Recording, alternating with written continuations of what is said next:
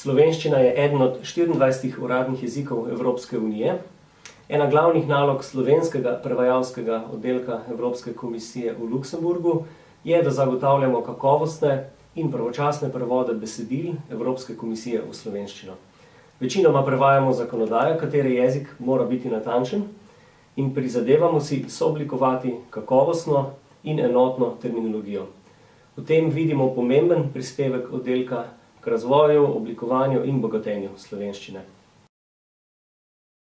Bruselj seznanjamo s političnim, ekonomskim in družbenim dogajanjem v Sloveniji, slovensko zainteresirano javnost pa z glavnimi odločitvami in pobudami Evropske komisije. Trudimo se, da uporabljamo kar se da razumljiv jezik. V slovenščini pa ne samo komuniciramo, temveč na jezik opozarjamo tudi z vidika večjezičnosti.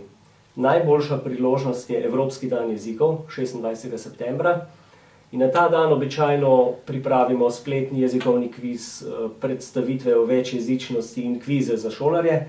Lani pa smo pripravili tudi obširnejši posvet o jezikovnem vključevanju priseljencev v vrtce in šole. In po moje je ta posvet lepo pokazal, kako pomemben je jezik za vključevanje, povezovanje in da je vanj pač treba vlagati.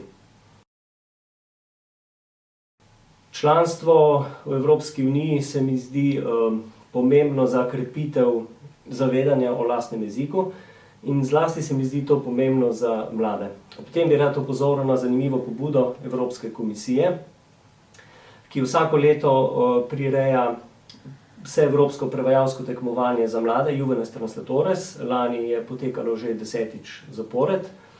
Srednješolci iz vse Evrope na isti dan pišejo prevod krajšega besedila v izbrani jezikovni kombinaciji in slovenski kandidati se večinoma odločijo za prevod v slovenščino.